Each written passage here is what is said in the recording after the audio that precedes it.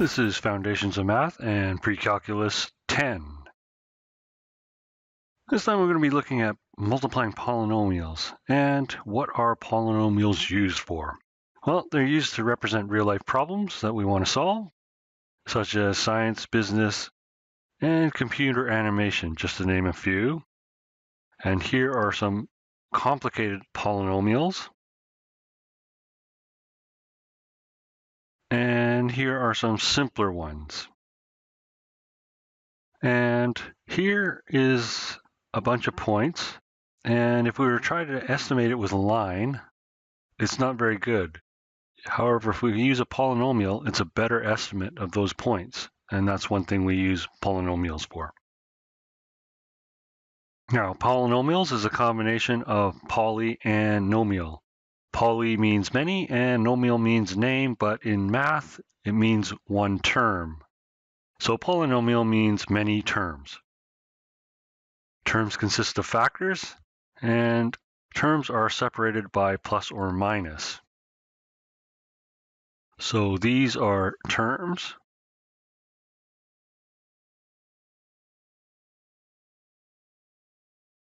And this term has a couple of factors. This term has a couple of factors. This term has a couple of factors, the constant and the x. This one has 3, an x, and another x. But we're counting terms. This polynomial has a special name. It has 2 terms, so it's called a binomial. Again, this is a binomial.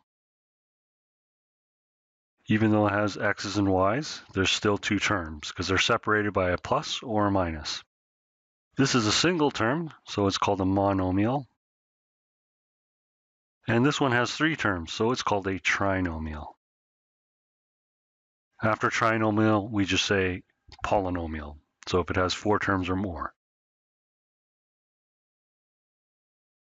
To multiply polynomials, we use the distributive property. This means we multiply every term in the first polynomial with every term in the second polynomial. When we multiply a binomial with a binomial, we have a special name. It's called FOIL. So we have first, outer, inner, and last. So we start with the first.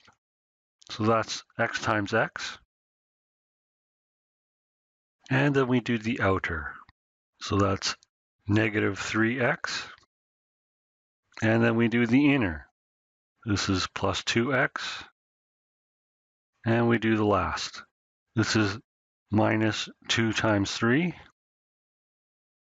And when you get used to it, you can just multiply it and simplify it right away. But for now, we'll just expand first. And now we simplify.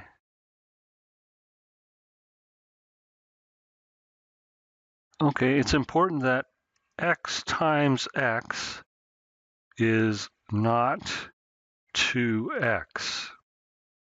Okay, x times x is x squared, because this is repeated multiply, and that's a power. So now we combine like terms.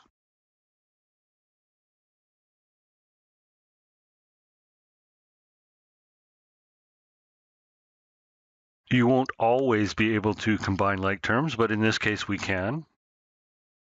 There's only one x squared. Now we have negative 3x and plus 2x, so those are like terms. So we have negative x and then minus 6. Let's try one more. So first, and I'm going to simplify right away, negative 12y squared. Outer, this is plus 24y. Inner, this is positive 15y. And last, that's negative 30. And then we combine like terms and simplify. This is negative 12y. This is 39y and negative 30. Now, the number of terms to multiply is the number of terms in each of the polynomials multiplied together. So, for example, a trinomial times a trinomial needs 9 terms because there's 3 terms here and 3 terms here, so 3 times 3 is 9. The best way to do it is to take one polynomial and multiply it by each term of the second polynomial. So we're going to multiply this one by 3x squared first. 3x squared times 2x squared is 6x to the 4th times negative 3x, that's negative 9x cubed, and times 4, that's 12x squared. Take the same polynomial multiplied by the next monomial, that's negative x, and put brackets around here. Otherwise, if you don't put the brackets around here, it's not going to mean multiply. It's going to mean subtract x. It's not necessary here, but it's not wrong if you put it there as well. Now, what you'd like to do is to figure out what this times this is, and that's negative 2x cubed. What we want to do is line up the powers. So negative 2x cubed times negative 3x, that gives us positive 3x squared, times 4, that gives us negative 4x. Take the same polynomial and multiply by the next term, positive 2. 2 times 2x squared, that's 4x squared, and we line up the powers. And times negative 3, that's negative 6x, and times 4, that's plus 8. Draw a line, add up all the like terms, and it's going to be easier because they're all lined up. So 6x to the 4th minus 11x cubed. 2 plus 3 plus 4 is 9, so plus 19x squared minus 10x plus 8. And let's look at another example. We're going to do first, that's 6xy. Now we're going to do outer, that's plus 4x. Now we're going to do inner, that's minus 9y. And then we're going to do last, that's negative 6. And what you want to notice here is we have an xy, an x, a y, and a constant. So there are no like terms. So there's nothing to simplify. Okay, let's look at something a little bit harder but more useful, and that's applications. Create a polynomial for the area of a picture frame. The poster is 24 centimeters by 16 centimeters. And we want to add a mat that is y centimeters wide on each side. And if you're having trouble, this is the poster, and this is the mat. And if you draw it a little bigger, you can put the units on there. This is y, this is y, this is y, and this is y. So what we have is 2 y's, and then we're adding the size, 24 centimeters, and we have 2y, and we're adding it to 16 centimeters. Okay, I'm just going to move this out of the way, and we FOIL. So first, that's 4y squared, outer, that's plus 32y, inner, that's plus 48y, and last, we have 384, and we simplify. 4y squared plus 80y plus 384. We get 80y from 32 plus 48. Let's look at another problem. Create a polynomial for revenue. The donut shop sells 3,000 donuts per day at 55 cents per donut. For each 1 cent increase in price, they lose 30 donuts of sales. So you need to understand that revenue is price times number of units.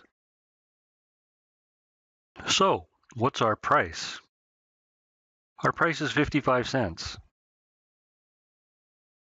And we're talking about a 1 cent increase in price. So let's add. We don't know what the actual amount is, so we'll just call it P. Now, the number of units. They have 3,000 donuts per day. And they're going to lose 30 donuts for each 1 cent increase. Again, we don't know what that is, so we'll call it P. We like to rearrange this. We like to put the variable first.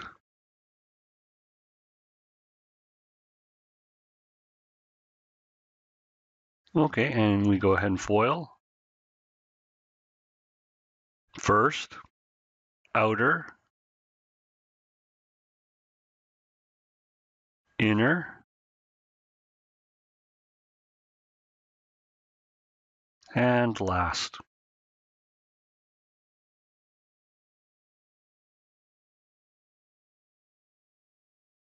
Now we add the like terms.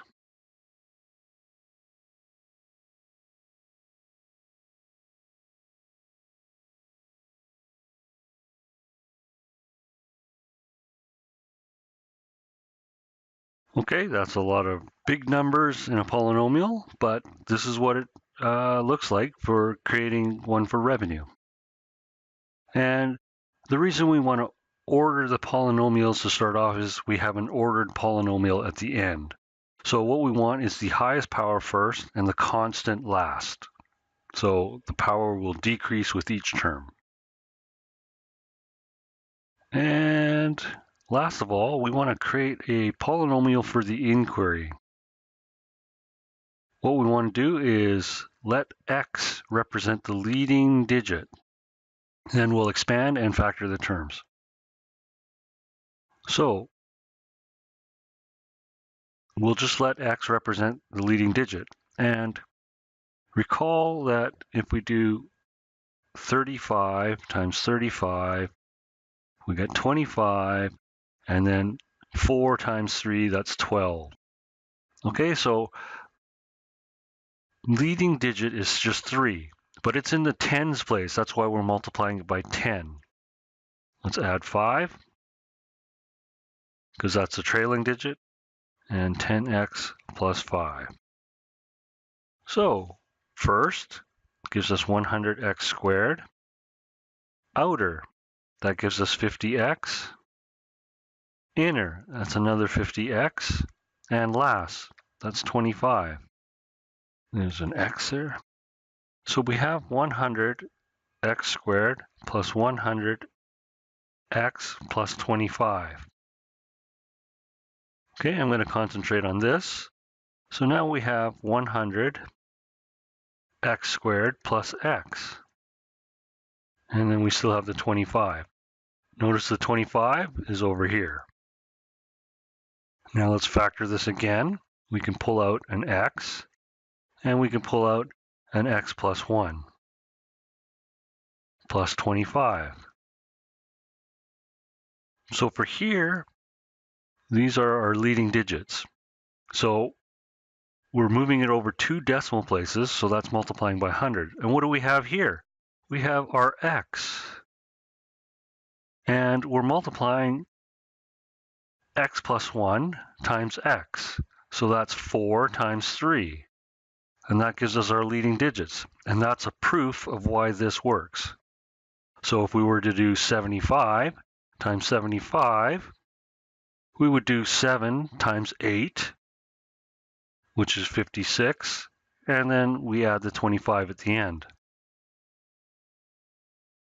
And if you want a proof of the general one, you would be doing y as your second digit.